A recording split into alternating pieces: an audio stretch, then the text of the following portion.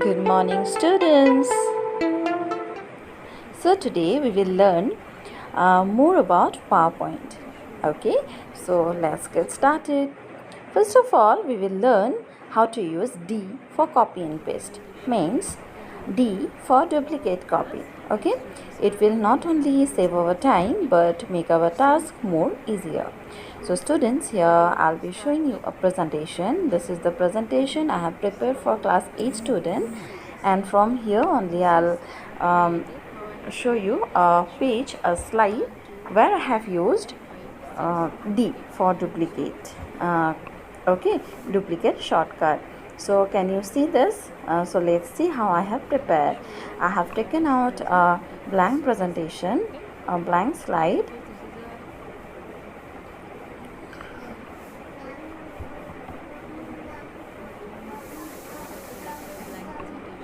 Okay, and here I have inserted, click on insert and shapes, and from shape I have inserted a rectangle. Okay, place it in proper way, then select it, then press Ctrl D.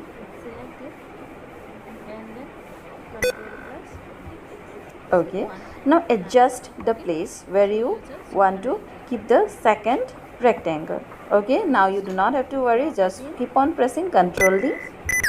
Ctrl D. You can see it is taking its own space, isn't it? So whenever first time you will press Ctrl D and then adjust the shape, it will take as the same distance, maintain the same distance, and then you have to just press Ctrl D, Ctrl D.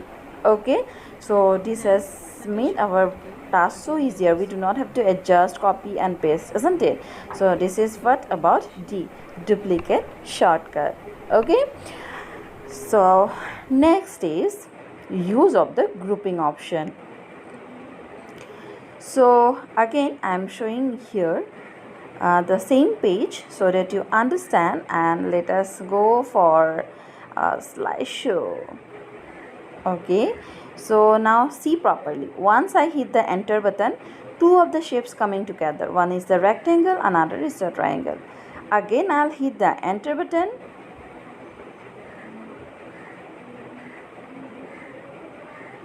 You can see, you will be able to see again how two of the shapes coming together. So how to do this? By grouping them together, by merging them together into one shape. Okay, so let's see how to do that. Okay, I'm going to my other presentation, and then I'll be inserting a shape that is a triangle.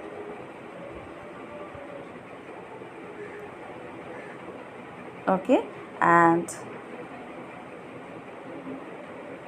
I'll be placing it in the right place, then Ctrl D for the duplicate copy. This one I will adjust it. Now you do not have to worry, just keep on pressing Ctrl D, Ctrl D, Ctrl D. See, it is going like that. You also have the option to arrange yourself if you find it is not appropriate according to the need. So I'll be rearranging it. Okay, see, and then I'll show you how to group it. Okay, so select one shape. Okay, keep pressing shift key and select the other shape which you want to group. So these two we want to make a group. Yes, so go to format option, and here you will get the option group and group. Okay, so now you can see it has become a group, means a single shape. Okay, now like that similarly we will do the other two.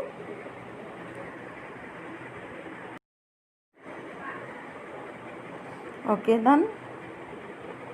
Yes, now I will select it and I'll try to color it. You will see that once I'll try to color, both the shapes will be colored, see, together. Why? Because two of the shapes now has become one, it has become grouped. Second also we will try, see, third also we will try, see. Now fourth and fifth I have not grouped, so let us try this.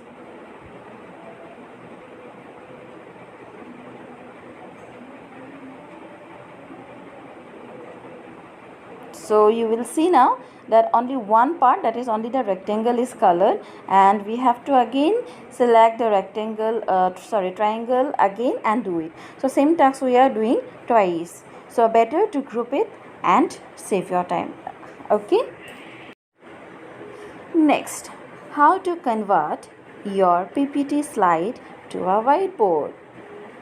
Okay, suppose this is your presentation and you are giving a presentation in front of some official person, or it's a professional one. Okay, so suppose this is something coming and you are giving introduction to the slide, you are making them understand what it is, but now you need something to write on and to show them and to make them understand.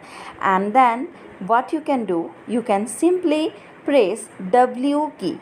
Okay, and then your PPT slide in slide show mode, it will convert to a whiteboard. Go to the corner and you will get here a pen. Select the ballpoint pen and you are ready to write and make them understand. Okay, so you can write it easily and you can make them understand. Fine. So this is a very useful feature and it will help you to make your slideshow presentation very professional. Okay, so it will help you a lot while giving a professional presentation. Fine. Then next one, adding slide number and system date. Now students, it's very much important to add a slide number. So click on insert. Okay, click on insert here, and then you can see the option date and time. Click there. From here you have to first click date and time, then update automatically and slide number. Only these things you need to just select. Okay, slide number, yes, this one, select it and apply all. Now it has come, but it is not visible, so I'll try to make it more bold so that you can see and it is visible. All right. Now students, I'll be telling you why it is so important for the date and slide number. First, slide number is very important in order to refer to other slides. Suppose in your presentation now you are in slide number 3 and you want to say something that you have already said in first slide.